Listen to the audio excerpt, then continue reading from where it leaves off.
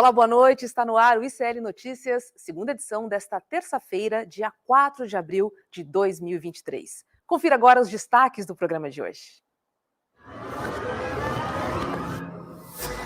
Cai o rei de espadas. O ex-presidente dos Estados Unidos, Donald Trump, chegou a ser preso em Nova York. Saiba o que aconteceu depois com Heloísa Vilela. Se fecha o cerco na justiça contra o ex-presidente Jair Bolsonaro. Veja na análise da advogada Maíra Hecker. O que reluz é ouro. Mais um lote das joias das Arábias é devolvido. Quem conta é o jornalista Chico Alves. E mais, a análise do mercado financeiro com Débora Maganha. E tem ainda a opinião de Chico Sá, César Calejon e Guga Noblar sobre os principais temas do dia.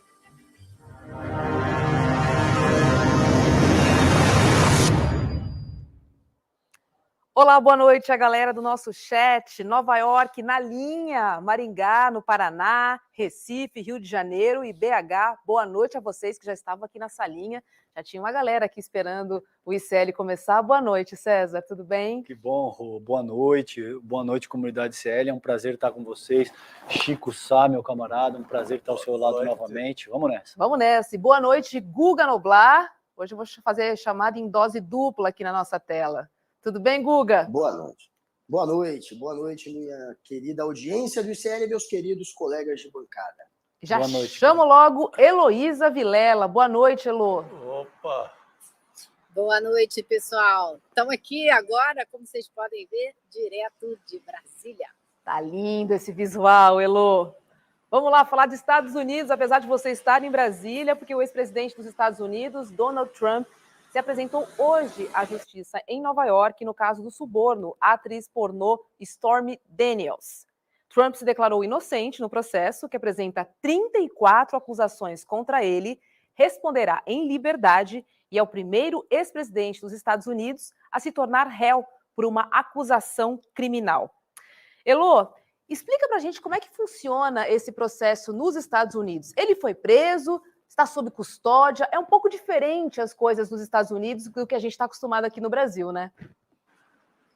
É um pouquinho diferente, sim. E, de fato, a gente pode dizer que ele foi preso. Tecnicamente, ele foi preso por alguns minutos, por alguns momentos, e depois ele foi, então, ouvir as acusações que pesam contra ele. Essa sessão no tribunal hoje era para isso, para ele tomar ciência do que ele é acusado. E são 34 acusações, como você disse, e o fato aqui não é o problema, o crime aqui não está no fato dele ter dado dinheiro a essa atriz pornô, a uma modelo da Playboy e a um porteiro de um edifício. O problema todo é que ele deu esse dinheiro para impedir que os eleitores ficassem sabendo dos escândalos sexuais, das aventuras sexuais fora do casamento que ele teve quando a mulher dele tinha acabado de ter um filho do casal. Então, para que os eleitores não soubessem disso, ele pagou a essas pessoas para que ficassem caladas. Esse é o crime. Então, ele vai ter que responder por esse crime num julgamento que provavelmente só deve começar no ano que vem. Agora, hoje, a gente acompanhou as imagens, o que aconteceu em Nova York, a cidade do sul da ilha de Manhattan, cercada de segurança, um comboio de 11 veículos acompanhou a ida de Donald Trump do edifício dele, o Trump Tower, ali no centro de Manhattan, até o sul da ilha, onde fica o tribunal.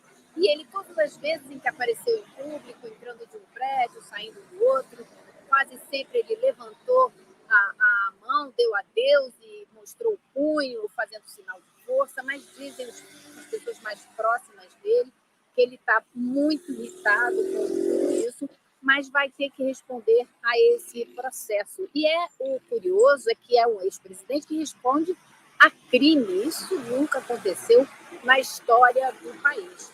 E o promotor encarregado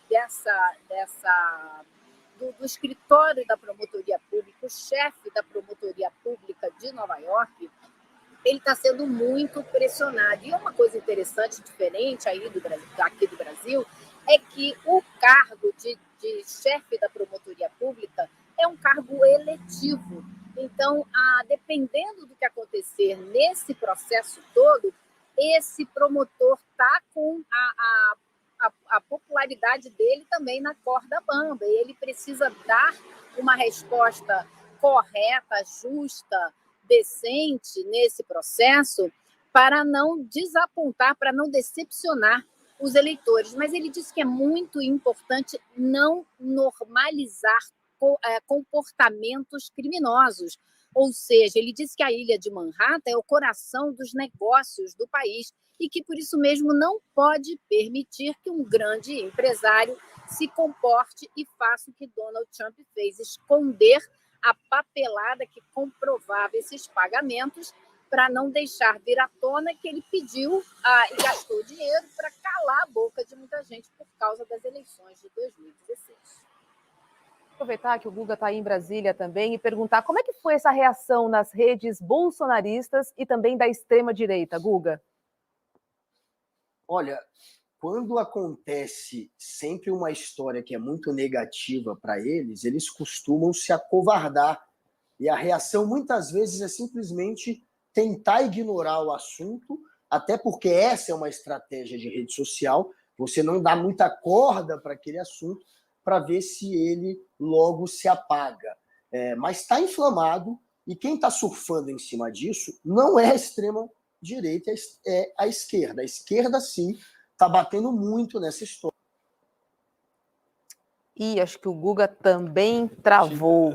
O Guga travou, a gente teve um problema e eu acho que a gente já vai retomar com eles. A conexão com eles. E o que eu acho que é importante explorar nesse momento, né, Rô, que as pessoas seguramente que nos assistem querem entender, é o quanto isso reflete na nossa política nacional. A gente sabe que o Bolsonaro está implicado com uma série de coisas e o Trump agora está, como a Elo muito bem pontuou, é o primeiro presidente americano a enfrentar um processo criminal. Ele suborna 2 pessoas, ele suborna um outro porteiro que afirma que ele tem um filho fora do casamento. Então, uma série de coisas que correm contra ele, essas 34 acusações, não são 34 crimes diferentes, são 34 acusações que remetem ao mesmo crime de fraude fiscal, e a gente vai acompanhar isso ao longo dessa semana, porque o próprio Alvin Bragg, que é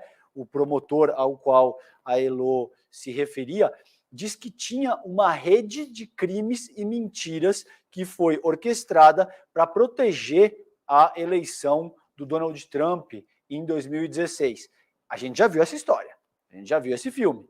Ao que tudo indica, o processo que está sendo investigado agora pela própria Polícia Federal, considerando a atuação do Torres na Bahia, é essa mesma estrutura que o Trump botou em prática para acobertar suas... Claro, dadas as devidas idiosincrasias e tudo isso, mas, em ambos os casos, parece que tem toda uma rede de mentiras que foi organizada para proteger as candidaturas presidenciais. Noblar, você quer recapitular o teu raciocínio, querido?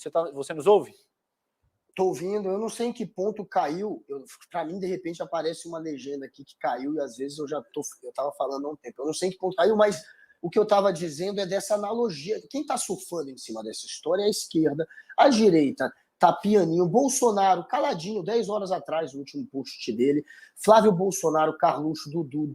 E todo aquele Gustavo Gayer, Nicolas Ferreira, essa turminha que é vista como porta-voz do bolsonarismo no Brasil, está miudinha. Eles estão tentando deixar a história esvaziar. Claro que a esquerda está fazendo uma analogia do momento que o Bolsonaro está passando e o que o Trump está vivendo também, já que os dois estão enroscados, encrencados com a justiça. O Bolsonaro será ouvido amanhã na Polícia Federal. Então, a esquerda, sim, a Gleisi Hoffmann, por exemplo, falou que fez Twitter dizendo que está chegando a hora do Bolsonaro, tic-tac, tic-tac, Trump preso por 34 acusações criminais. Amanhã tem o Bolsonaro na PF. Aí tem a Sâmia Bonfim também, tem o José Guimarães. Enfim, a esquerda, sim, está surfando em cima. O Dudu Bolsonaro, Eduardo Bolsonaro, que é o garoto propaganda do trumpismo no Brasil, que era o garoto propaganda daquele movimento reacionário tocado pelo Steve Bannon no mundo inteiro. Ele não, ele está quietinho, a família dele está quietinha, a extrema-direita está calada. Mas é claro que essa história vai ser muito explorada pela esquerda aqui no Brasil, já que o Bolsonaro é visto como o Trump da América do Sul, né? Ele é o nosso Trump, e também, enfim, está podendo, quem sabe, ser fichado em algum momento. Também, quem sabe, chegará a vez dele. Vai demorar mais. A gente sabe que está mais perto dele se tornar inelegível do que ser preso. Até ser transitado em julgado um processo contra o Bolsonaro, isso vai demorar anos, 1, 2 anos. Porém, a vez dele também se avizinha para muita gente, e o Trump é um exemplo disso. Mas, assim, eu queria ver com a Heloísa o que ela está achando da repercussão. Eu estava lendo aqui que o Mitt Romney, que é um republicano muito ali do comando do partido, e que sempre foi um feroz crítico do Trump, ele ficou muito decepcionado com as acusações. Essas acusações, elas podem se tornar um ativo político se não tiverem o respaldo da opinião pública e até daqueles críticos do Trump. Será que isso pode se tornar Guga, um tiro no pé ou não? a Elo está se reconectando com a gente agora. Sim, vou passar para o Chico Sá e a gente volta para a sua pergunta, tá bom? Tá bom. Chico, tá bom. Qual é o reflexo dessa prisão não, do Trump ter virado réu dos Estados Unidos aqui no Brasil? Olha, desde o começo, desde a campanha do Bolsonaro, ele procurou colar na imagem do senhor Trump, do Mr. Trump. Ele buscou isso, a identidade total. Eles são espelhados, viveram espelhados ao mesmo tempo. Eles se repetem na farsa da Bahia e Pernambuco de mentir sobre a eleição. Eles se repetem até na questão do Capitólio, da tentativa golpista aqui. Eles se repetem em vários momentos e quis o destino que amanhã estivesse marcado o depoimento do Jair Bolsonaro. Os advogados tiveram cuidado, um zelo especial, que foi devolver as joias que o Bolsonaro falou que não havia recebido, devolver hoje, porque eu acho que isso podia implicar, sim, numa prisão amanhã. Cadê as joias? E uma mentira, junto com a ausência do estojo de joias, do Rolex, poderia implicar, inclusive, numa prisão. Não sei por quanto tempo, mas poderia implicar numa prisão temporária. Então, não são coincidências. Nós temos aqui, nos trópicos, uma cópia do trumpismo. Cópia, se repetem em todas as mentiras possíveis. Guga, agora sim temos Elo entre nós. Você pode repetir sua pergunta, por favor? Elo, o que você está achando da... Tudo bom, Elo? Um prazer falar com você. O que você está achando da repercussão dessas denúncias que foram apresentadas há pouco? Eu vi que, por exemplo, o Mitt Romney se decepcionou. Ele, que é do Partido Republicano, que sempre criticou o Trump, acha que é frágil a acusação. Enfim, se a opinião pública... como é que você está vendo a opinião pública com relação às denúncias? A opinião pública está abraçando ou está achando frágil? Isso pode se tornar um ativo político para o Trump? Pois o problema todo é que essa denúncia contra ele, ela tem um calcanhar de Aquiles muito sério. Ela usa uma lei eleitoral do estado de Nova York para se aplicar a uma eleição federal. Então, isso, na hora que chegar no tribunal, pode ser um problema. É a lei do estado de Nova York que diz que você não pode fazer o que o Trump fez, esconder um pagamento para aliviar sua barra junto aos eleitores. Não é uma lei federal. E a gente está falando da eleição para presidente. Então, isso pode ser um problema. Agora, a gente também tem a possibilidade de ver se atropelarem, além desse processo, virem também nos próximos meses os próximos processos, né? Porque o processo mais sério contra o Trump, opinião, são 2. O da Geórgia, que a gente tem aquele telefonema famoso, onde ele ligou para o secretário de Estado, pressionando o secretário de Estado a arrumar os votos que faltavam para ele ganhar do Biden no Estado. Esse processo, o júri popular já decidiu indiciar várias pessoas, mas a gente ainda não sabe quem serão as pessoas indiciadas, está tudo sob segredo. Então, Trump pode ser uma das pessoas indiciadas e deve ser. Se ele não for, vai ser uma surpresa muito grande, porque tem ele, pessoalmente, no telefone fazendo essa pressão. E o outro processo, é claro, o processo da tentativa de obstruir o processo o trabalho da justiça com aqueles documentos que foram encontrados em Mar-a-Lago, que agora veio à tona que teria um funcionário ou alguém do círculo do Trump dizendo que ele vasculhou aquelas caixas todas quando foi intimado a devolver. E ele devolveu só uma parte. Então, esses dois processos são muito sérios. O de hoje foi esse bafafá todo, mas ele é mais fraco, ele é mais frágil. Ele não necessariamente vai dar algum resultado espetacular, até porque se o Trump for condenado, ele pode pegar no máximo 4 anos de cadeia. Como ele é réu primário, ele não vai para a cadeia, isso já é garantido. Então, ele pode pegar no máximo uma pena em casa, uma liberdade condicional. Então, esse é um processo meio duvidoso, sim. E aí, é claro, dependendo de que lado do espectro político você está, a sua posição é muito nítida, mas as críticas estão vindo, não só das pessoas da extrema-direita. Então, o que coloca em dúvida, claro, o futuro, né, o resultado concreto desse projeto. Elô, o Trump pode se beneficiar politicamente desses últimos acontecimentos, principalmente do dia de hoje?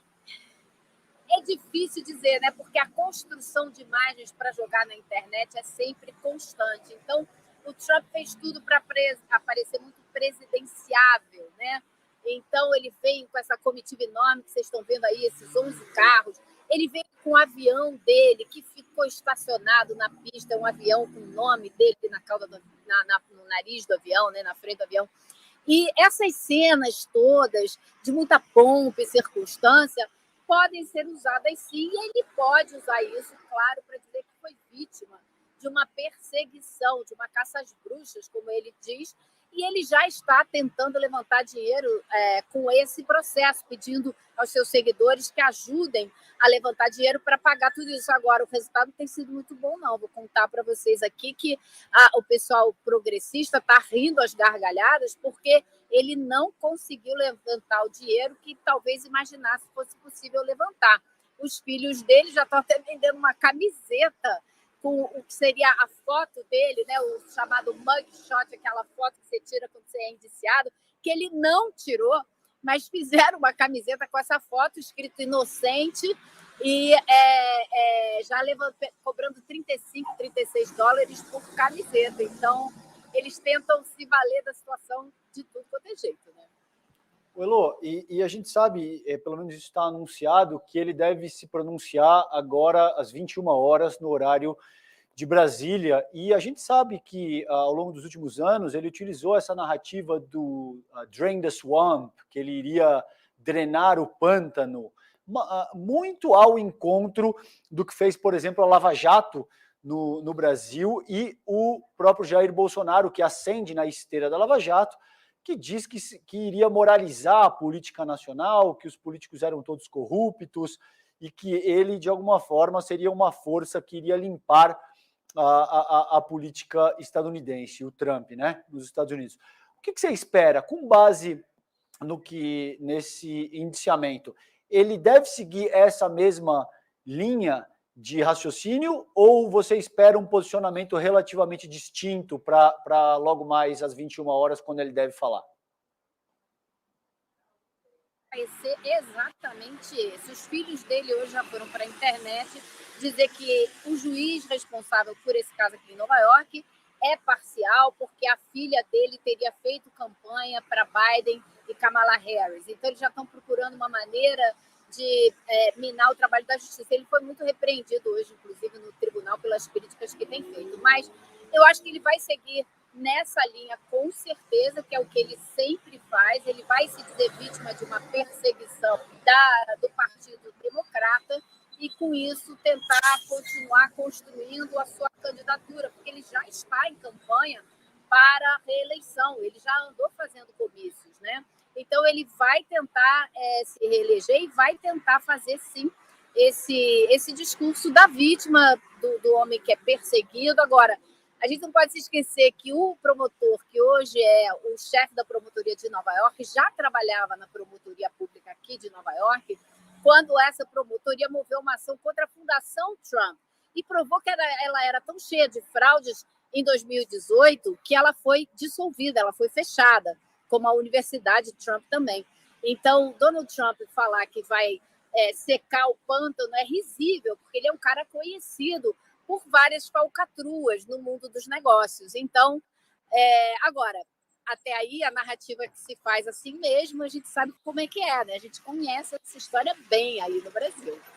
Pois é. Heloísa Vilela. Eu não me acostumo ainda de dizer aqui no Brasil. Eu vou dizer isso para você. Sim, você está entre nós, Elo. O Congresso ali, a paisagem fala um pouco aí, Elo. Obrigada, querida. Com certeza. Um beijo para você, Elo. Tchau.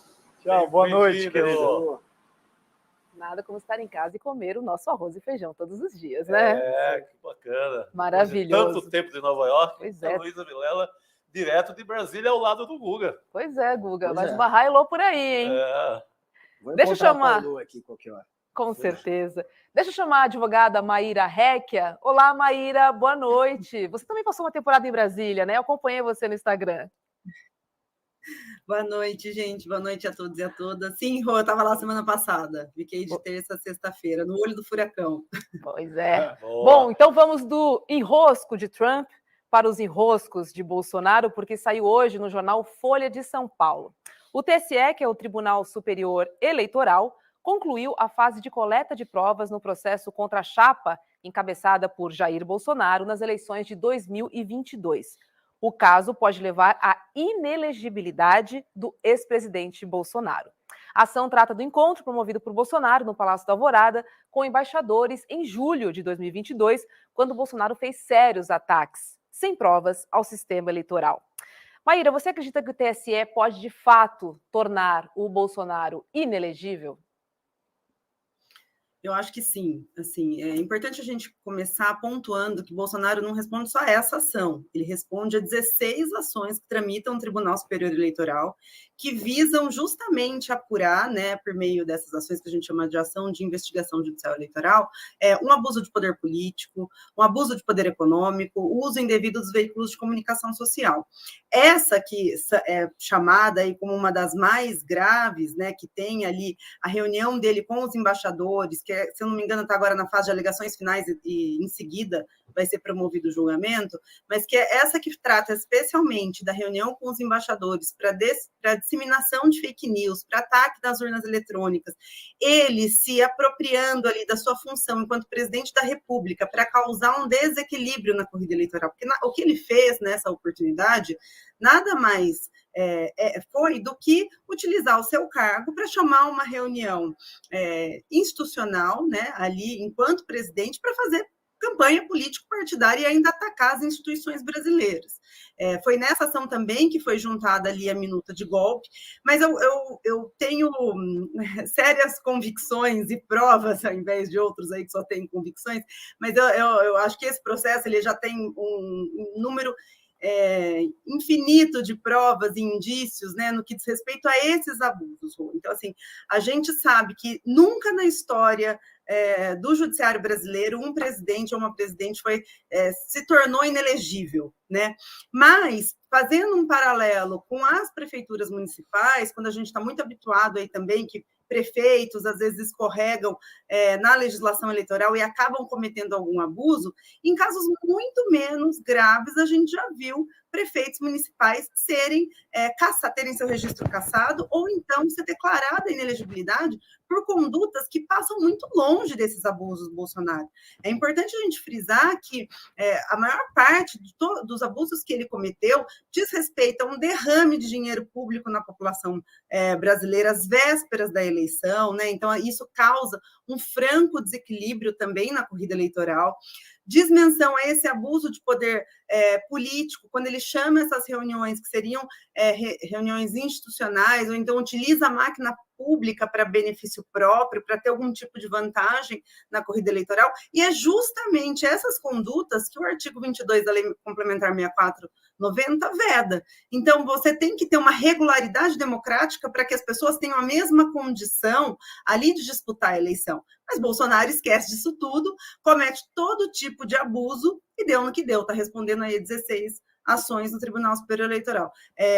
Eu tenho, assim, quase que... se eu pudesse apostar, apostaria que ele seria declarado inelegível. A gente não pode mais admitir esse tipo de conduta por um presidente da República que está ali se candidatando à reeleição, escorregar dessa maneira, né? Praticar todo tipo de ilícito eleitoral, como ele fez ao longo aí do último ano. Exato. E a gente tem, ao que tudo indica, né, Maíra, é um prazer falar contigo, obrigado por aceitar o convite do programa novamente. A gente tem um placar de 5-2, pelo menos, isso é o que estava circulando, né, na imprensa, que seria um placar aí de 5-2 a favor da condenação. E caso, é isso que eu gostaria de entender contigo, porque acho que é importante para a nossa audiência. Quais são as implicações imediatas caso ele seja condenado a partir da semana que vem? Ele fica inelegível por quanto tempo? Como é que isso se dá?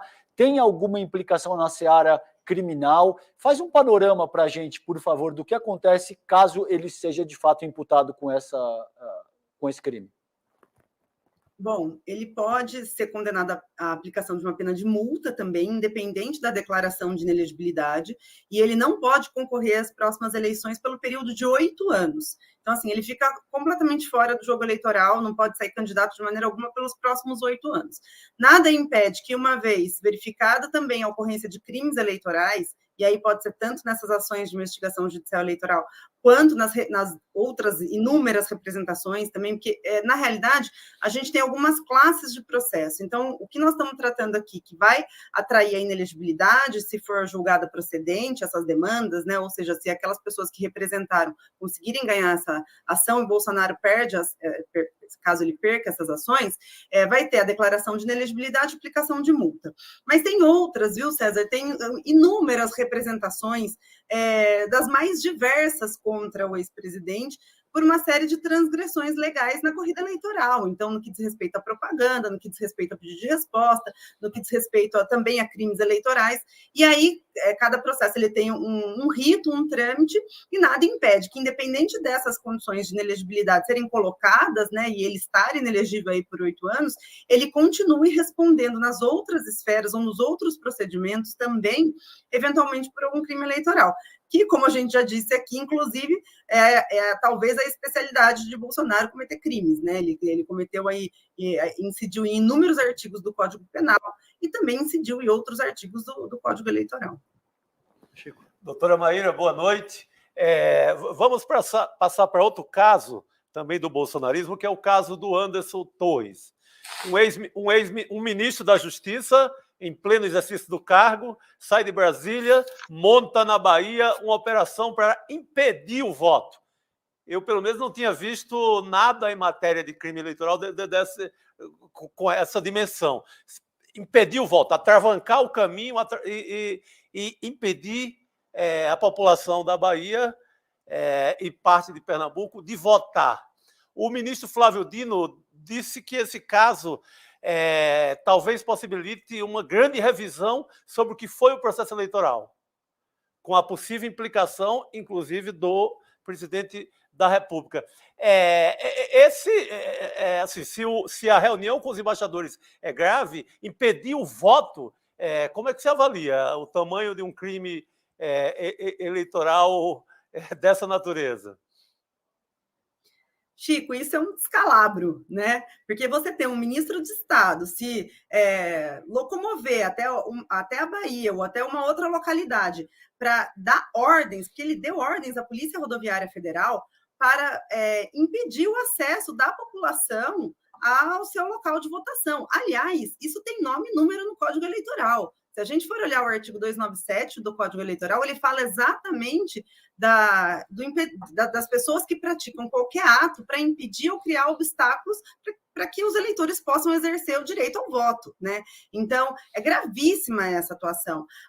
Essa penalidade do artigo 297 é uma penalidade que não é vista como tão grave, porque ela pode dar só até 6 meses de detenção, mas também a gente nunca viu um ministro de Estado cometer esse tipo de irregularidade, de crime propriamente dito. E aí entra, de novo, na possibilidade do abuso de poder político, porque ele, instituído ali da sua função, foi até um outro estado, ou até uma outra cidade, localidade, enfim, para dar ordens muito diretas para que a Polícia Rodoviária Federal criasse obstáculos em locais onde o presidente Lula tinha tido uma boa votação, né, para que essas pessoas aí não conseguissem votar e tivesse, de repente, uma diminuição no índice ali de votos a favor do presidente Lula. Então, isso tudo entra também nesse abuso de poder político. Ele só promoveu esse tipo de ação, de atitude, porque ele tinha essa, em tese, autoridade para dar ordens para a Polícia Rodoviária Federal, o que é lamentável, o que é um descalabro.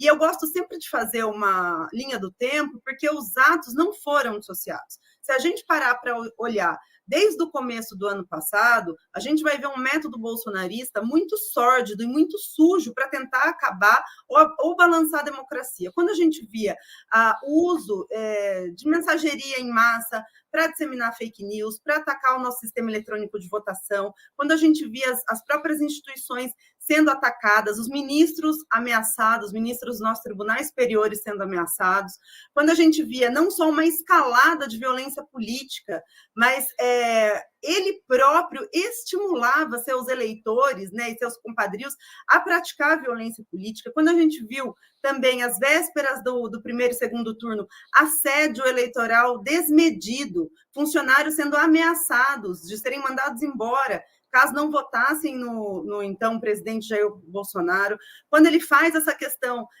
de manobrar, né, as nossas instituições, despencar ali um efetivo da Polícia Rodoviária Federal para impedir o acesso ao voto, quando ele não reconhece o resultado das eleições, quando existem os ataques ali no dia da diplomação do presidente Lula, e depois o que culmina aí no fato mais grave, assim, ou então a gota d'água, que foi os atos golpistas de 8 de janeiro. Então, assim, é um método do bolsonarista que visava corroer a nossa democracia, né? Então, quem que era sempre beneficiário desse tipo de discurso ou desse tipo de conduta? Era, então, o presidente Jair Bolsonaro. Então, para além da responsabilidade de Anderson Torres, que, assim, ultrapassou todos os limites possíveis e imagináveis de uma regularidade, né, do que se espera para o decoro para aquele cargo, é fato que quem se beneficiava disso era Jair Bolsonaro. Então, fatalmente, tem a digital dele também em todos esses descalabros que foram cometidos aí ao longo do ano passado e durante o período eleitoral. Vai lá, Guga. Essa é a questão, né? Se o Anderson Torres vai matar no peito a história e assumir sozinho a culpa, o que poderia render, segundo cálculos que eu já li, mais de 20 anos de prisão para ele, ou se ele vai dividir a culpa com o verdadeiro beneficiado dessas ações, que seria o Jair Bolsonaro. Cresce cada vez mais o clima de delação. Tem gente achando que ele vai delatar. Ele trocou de advogado. O advogado antes era ligado à família Bolsonaro e dizia que não tinha delação, não tinha nada para dizer. Ele trocou. E agora dizem também que ele está lá em depressão, que ele está mal, enfim, que ele está se sentindo abandonado. E você querer assumir a culpa sozinho, achando que o Bolsonaro em algum momento vai ser solidário a você, já se mostrou uma grande bobagem, um grande tiro no pé. Inclusive, Daniel Silveira está lá, preso, à espera de uma ligação de Jair Bolsonaro e nada. É outro que está em depressão na cadeia, aguardando um aceno do Bolsonaro que não vem. Você sente que a alternativa, que a única saída vai ser a delação? Você acha que o caminho para ele vai ser este?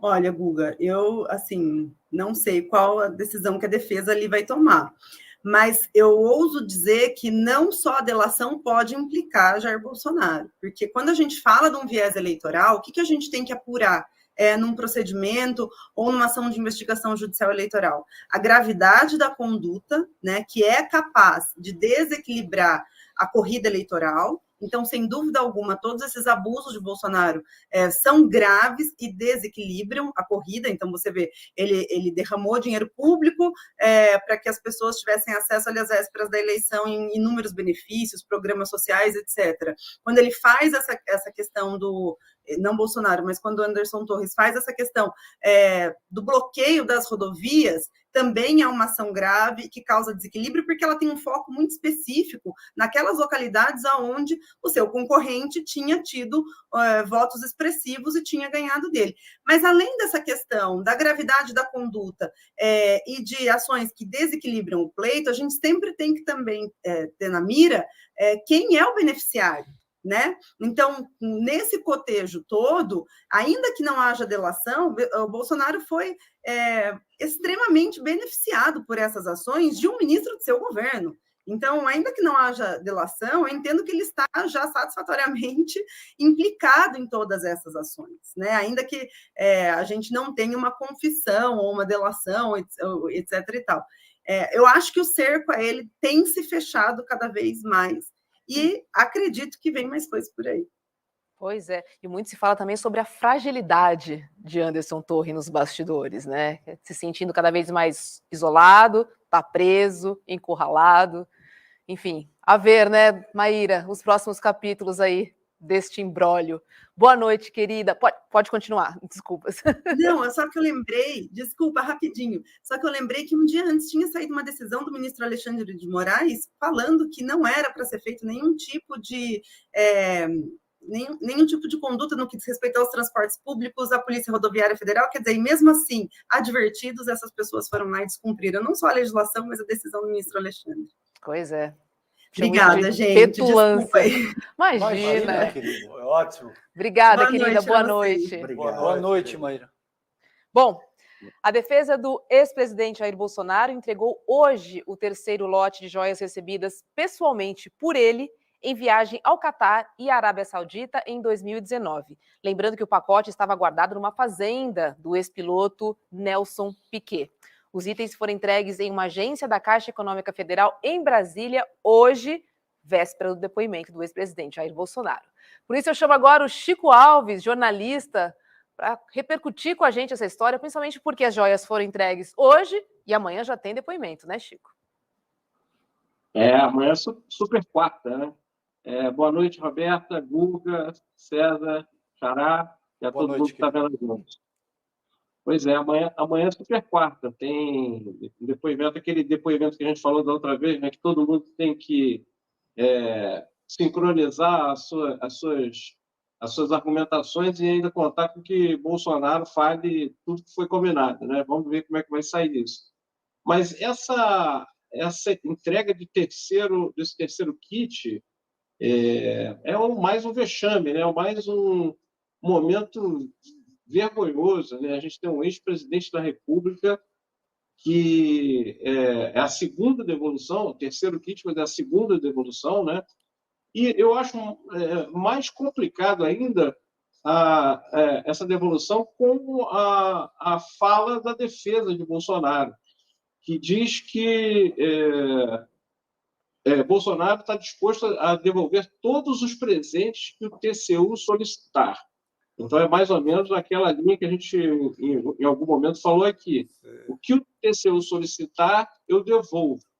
E o que não solicitar, mesmo que seja legal, fica comigo. Porque, na verdade, o que a Bolsonaro e a defesa tinham que fazer era uma grande varredura, uma grande triagem para saber se tem algum outro presente desse valor, nessa monta, e devolver logo. Assim, não tem mais como dizer que não sabia. O Brasil todo sabe que presente desse valor não pode ficar de posse pessoal do presidente da República, tem que ir para o acervo da presidência. Então, se aparecer um quarto kit, então esse argumento já não vai valer mais. Mas, Só me faltava essa. Só me faltava essa. O pior é que pode ser verdade. Eu não duvido bem. O pior é que pode ser verdade. A gente pode até fazer um bolão de quantos kits. Quando a defesa fala uma coisa dessa, tudo é possível, né, Chico? Pode devolver todos os presentes que o TCU solicitar. Ou seja, já devolveu alguns e poderá devolver alguns outros no futuro. Então, e para terminar essa fala curiosa, diz que o mandatário sempre respeitou a legislação em vigor sobre o assunto. Ora, faça meu favor, né? Pelo amor de Deus. Pelo amor de Deus. Ô, Xará, que história. Não, é assim, eu estou com tudo aqui, com o tesouro na mão, incluindo pacotes de até 500 mil, que é o caso desse entregue hoje. Se descobrirem e o TCU pedir, eu entrego, mas vou ficar na moita. Agora, o louco, Chico, é que esse mesmo ex-presidente e o seu entorno foram bastante zelosos, cuidadosos, criteriosos para devolver a parte que não tem valor nenhum, que são cartas, que teria ali, será, um valor histórico. Se bem que em caso de Bolsonaro, não acredito que uma carta dele tenha valor nenhum. Não dá para comprar um balaio de cebola lá em Juazeiro. Mas vamos supor que isso tem um valor histórico, que é o que manda a lei. Nisso ele foi bem criterioso, César. Ele mandou direitinho lá para o Rio de Janeiro, para, não sei se é a Biblioteca Nacional, o Arquivo Nacional, que ficam essa parte documental. Muito cuidadosos. Agora, o resto que tem valor, o que brilha, o que reluz, e que é ouro, e que é diamante... Fica no escuro, né? Se algum repórter descobre, se alguém chega na casa do Piquet e acha mais alguma coisa, eu vou lá e entrego. Aliás, uma pergunta que eu faço da forma mais ingênua possível. Por que não houve nenhuma batida na casa do Piquet? Se sabe, se é de conhecimento mais do que público, que tudo isso está lá. E o acervo pessoal? Exatamente. São 2 lugares ali, ó, que todo mundo sabe, conhecimento de todos, né? Que é o que caracteriza a receptação, inclusive. Receptação. Né? Esse é um crime tipificado, então, de fato, é de se questionar por que isso ainda não foi feito. É uma pergunta retórica. A gente sabe que não foi feito porque envolve figuras poderosas, que têm muito domínio da cena política e tal. Agora, tem uma questão que eu quero explorar aqui com vocês, que é o seguinte. A gente sabe que o bolsonarismo funciona de acordo com uma lógica muito perversa, né, Chico? Então, ao que tudo indica, esse tipo de escândalo, além de não desgastá-lo junto à sua própria base, acaba promovendo, acaba oferecendo mais força. Então, a gente sabe que já aconteceu um sem número de escândalos ao longo desse período e que nada disso o abalou, em termos de popularidade junto à sua própria base. Ele esteve envolvido em escândalo de rachadinha, 51 imóveis com dinheiro vivo, estelionato eleitoral, ligações com milícia, e ainda assim ele teve, no último pleito, 58 milhões de votos. Então, a pergunta que eu deixo para vocês aqui, gostaria de ouvir a do Chico, se você quiser complementar também, por favor, Chico. Não te parece que o caminho aí para enfrentar o bolsonarismo é o ostracismo? É, de alguma forma, conduzir os processos de comunicação para que ele caia numa espécie de ostracismo? Porque, ao que tudo indica, não existe nenhum escândalo que seja capaz de desidratá-lo politicamente. Como é que você avalia isso, Chico? Não, eu concordo com você. Isso acontece, essa inversão de valores, né? Quanto mais processado, quanto mais escândalos ele se envolve, mais atenção ele tem dos eleitores e consegue voto. É o mesmo critério, é o mesmo parâmetro que a gente está vendo aí com o Trump, né? Que é o mentor, que é o modelo. O mentor, na verdade, é o Steve Bannon, né? Mas o modelo do Bolsonaro é Trump, que está fazendo aí um carnaval em cima de um momento que deveria, para outros políticos de outras épocas, isso seria um momento vergonhoso, seria um momento de... se fosse um japonês, né, talvez até em algum momento tivesse um harakiri, né? Agora, agora a gente está numa inversão de valores, que a extrema-direita se orgulha de ser processado, de cometer crimes, e Bolsonaro é um desses. Agora, nós da imprensa, vamos pensar junto aqui, a gente está num mato sem cachorro, como diria minha avó, né? Porque, assim, Bolsonaro respondendo a um processo, se tornando inelegível. Aí diz o Ciro Nogueira, por exemplo, se Bolsonaro se tornar inelegível, ele vira um cabo eleitoral imbatível. Aí, ou seja, a gente não divulga que ele se torna inelegível, não divulga os crimes em que ele está envolvido, ou divulga com menos destaque. Isso realmente é uma questão que eu acho que a imprensa toda está discutindo, né? É um labirinto ali que a gente tem que tentar resolver e achar a saída. Mas, por enquanto, eu acho que não tem jeito da gente. Eu acho que, na verdade, na falta de outra forma de lidar com o bolsonarismo, é ter sempre a chamada crítica, né? A manchete ou a chamada da matéria conter também uma crítica. Isso também não garante que os bolsonaristas vão mudar de ideia quanto a ele. Eu acho que nada garante. Depois de 700 mil mortes, uma pandemia, o Brasil com um dos maiores índices de mortalidade na pandemia do planeta, e se isso não mudou, realmente é difícil saber o que muda. Mas, assim, pelo menos que a imprensa não caia nesse conto do vigário de que qualquer bobagem, qualquer declaração mentirosa que Bolsonaro ou os bolsonaristas façam, a gente dê só a declaração e diga, diz fulano. Isso aí é que não dá. Agora, Perfeito. isso não é a solução, mas pelo menos diminui e a gente tem que pensar em formas de como lidar com isso. Esse jornalismo declaratório que o Chico falou, isso é uma desgraça, assim, é um promotor assim, de luxo do bolsonarismo. Pega esse mesmo assunto aí do PL. Bolsonaro vai ficar mais forte se for para a cadeia, diz Valdemar. Bolsonaro vai ser o super poderoso se acontecer isso ou aquilo. Se roubar mais joias, Bolsonaro se fortalece, diz Carlos Bolsonaro. Diz Eduardo Bolsonaro. Esse tipo de jornalismo é uma promoção. É uma promoção diária. Isso a gente é uma coisa para, como jornalista, ter cuidado mesmo, Chico. Pois é, olha Boa essa aí, observação. ó. Bolsonaro planeja duas... Opa, saiu aqui da tela. Aqui, ó. Bolsonaro planeja 2 viagens ao mês e quer começar por São Paulo. Nossa, na Folha, então, a Folha é a assessoria de imprensa do bolsonarismo nos últimos dias. Não sei por quê. Um jornal, de tanto prestígio, de tão bons jornalistas, cai nessa de promover o bolsonarismo. E veja que o objetivo é claro, é tentar afiliar prefeitos tucanos insatisfeitos, né, Noblar? Ele disse que ele começaria a rodar o Brasil e que a ideia para 24, agora 2024, seria ajudar a eleger pelo menos 1.000 prefeitos, né? Ele está sendo pago para isso, com o dinheiro que vem do fundo eleitoral, no fim das contas, com o dinheiro público.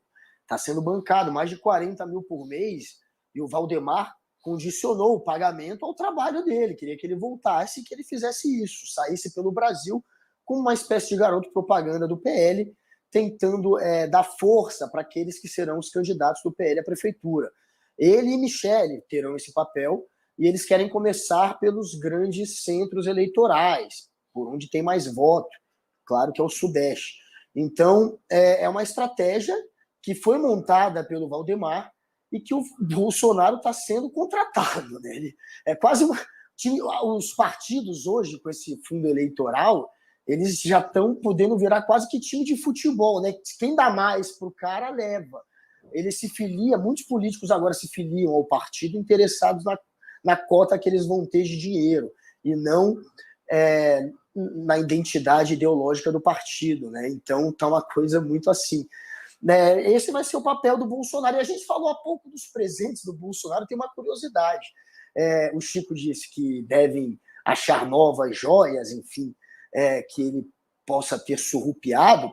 Nesse pente fino que está sendo feito pelo TCU, em cima dos 19.400 presentes que ele recebeu ao longo de 4 anos, achou 94 presentes que foram levados pelo Bolsonaro sem avaliação patrimonial, sem passar pelos trâmites, que ele simplesmente pegou. São 94 que já acharam. E entre esses 94 tem canetas luxuosas, canetas Montblanc, tem um massageador, uma cadeira massageadora, aquelas grandonas da marca Shiatsu, que é muito cara. Tem espingardas semiautomáticas que ele não poderia ter levado. Tem até, gente, um busto do jogador Mané Garrincha, com a camisa do Botafogo, que eu não sei por que ele levou, já que ele se diz palmeirense. E tem também uma escultura do Arcanjo Miguel. Então, tem coisa que ele levou, e esse pente fino do TCU vai obrigá-lo, de fato, a devolver mais.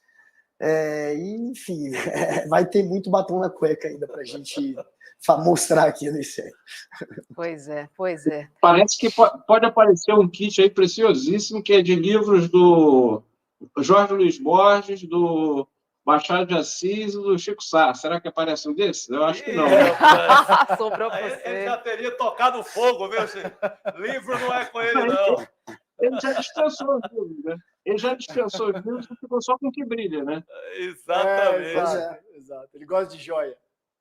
Tem que ter valor, gente. Tem que ter valor. Senão, Chico nada. Alves, obrigada. Uma boa noite para você. Boa noite, Roberta. Boa noite para sua tia também. Não esqueci dela, não. Boa noite. Boa, esse é uma grande personagem, Chico. Titia é nosso termômetro. Exatamente. Um Boa noite, beijo. Sérgio. Boa noite, Chica. Valeu, Todo mundo Chico. está aqui. Valeu, querido. Até Um mais. beijo. Tchau, Será? tchau. Deixa eu mandar um beijo para a Tia Fá, porque eu contei, né? Agora ela também assiste CL, não assiste inteiro, mas pelo menos uma parte. Tá de parabéns pelas mudanças. Devagarzinho a gente vai chegando. É. Vou começar com o destaque hoje, porque sou fã, amante do voleibol e fiquei indignada, né? A Comissão de Ética do Comitê Olímpico Brasileiro deu 90 dias de suspensão para o Wallace, ou seja, dia 3 de maio ele volta a jogar. E ele só poderá defender a seleção brasileira em 2024. Então teve a suspensão de 1 ano. Detalhe, o Wallace já se aposentou da seleção brasileira.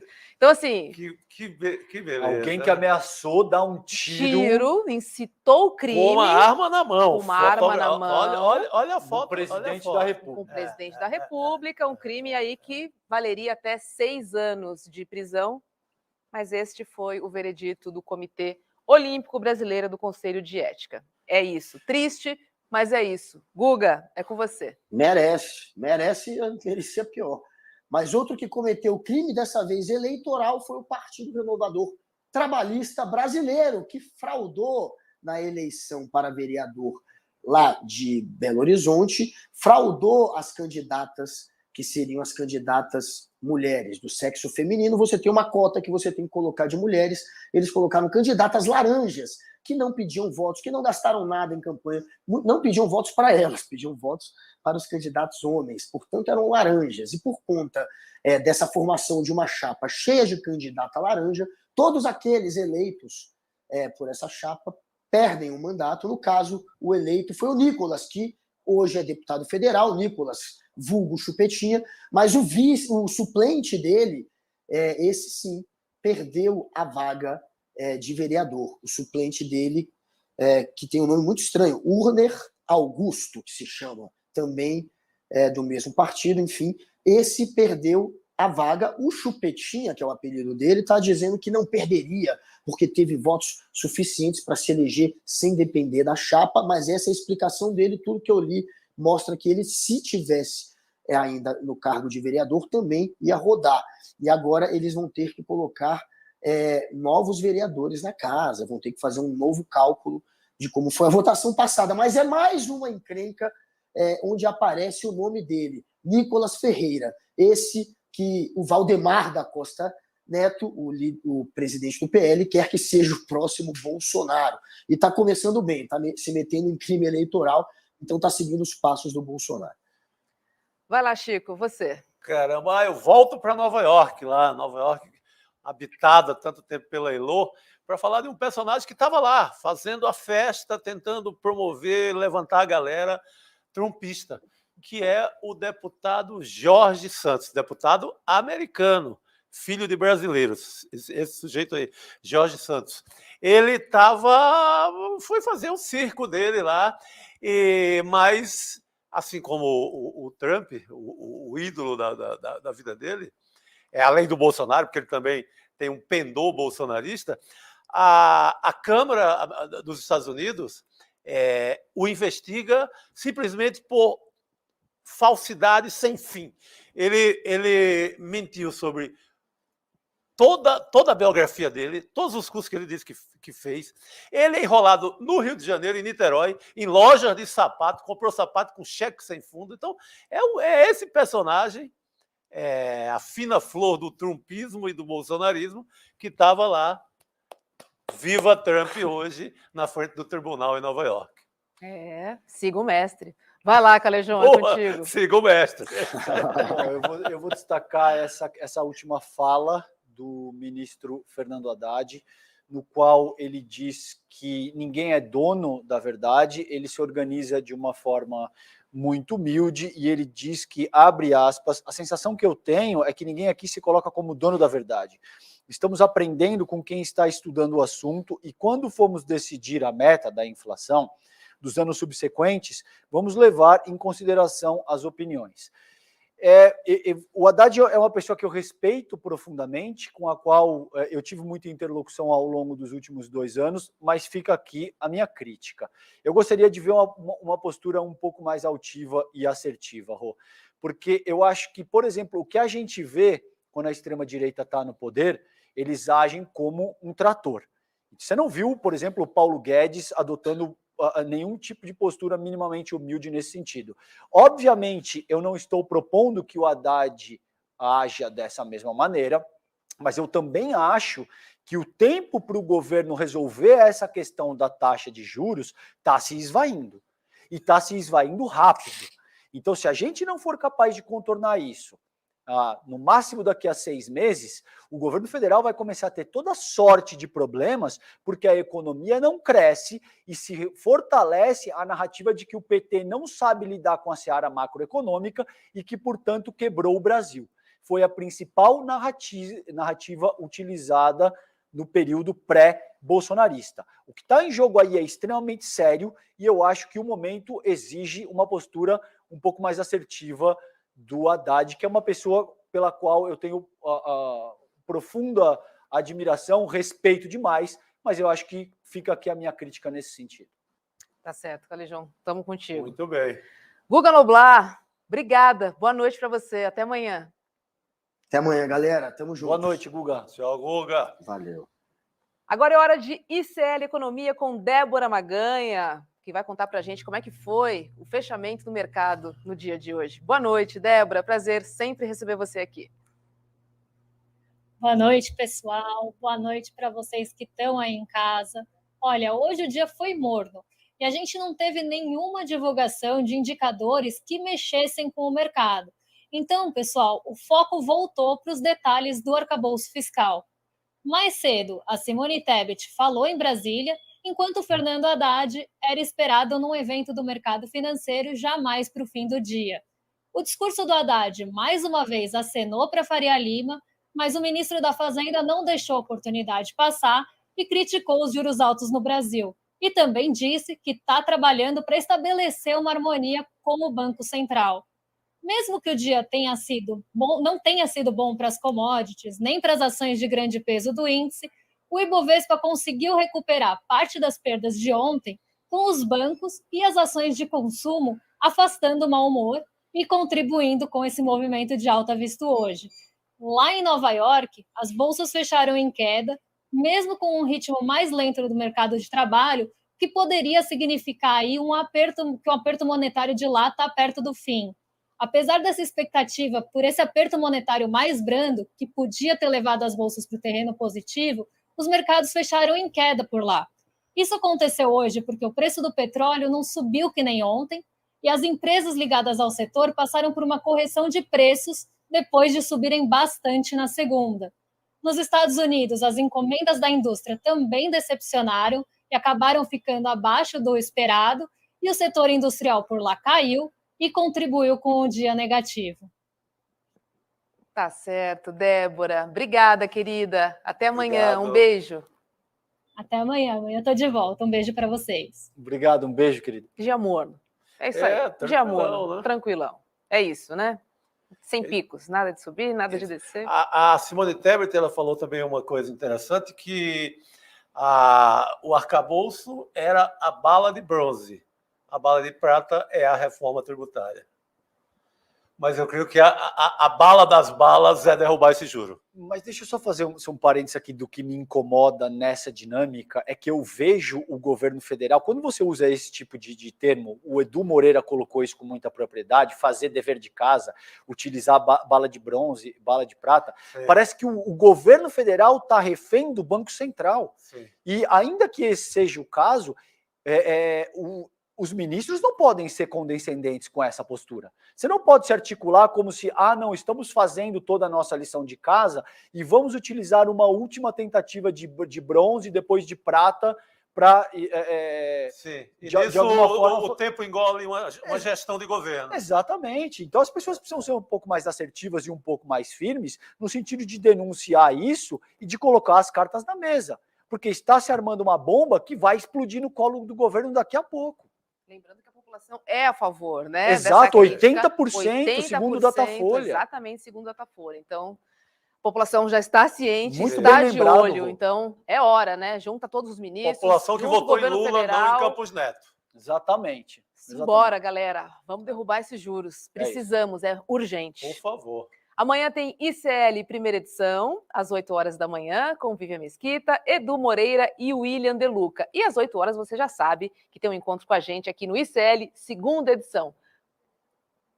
Beijo, César. Beijo, Chico. E amanhã, deixei para o finalzinho, tá? Tem a estreia do Desperta ISL com Leandro Demore. No estúdio imperdível. incrível. Opa, não era isso. Na segunda-feira? Não, não era isso. Deixa eu ver que na notícia é essa. Que vai a hora. Não peguei essa informação. Segunda-feira, 7 horas da manhã, e a gente inaugura o programa Desperta, não é isso, produção? Com o Leandro Demore, 7 horas da manhã. Que bacana, mais um programa. Chegou aqui, gente. Olha só, se preparem, porque amanhã teremos a participação de Leandro Demore com uma bomba exclusiva, uma investigação que envolve gente grande. Vem coisa quente por aí. Meu Deus. Maravilha, imperdível. Amanhã o dia tá quente, vocês não podem perder. Estaremos aqui esperando essa audiência maravilhosa. Tá certo, então. Okay. A gente se encontra amanhã. Um beijo, boa noite a todos. Tchau, tchau. Fiquem bem. Boa noite, gente.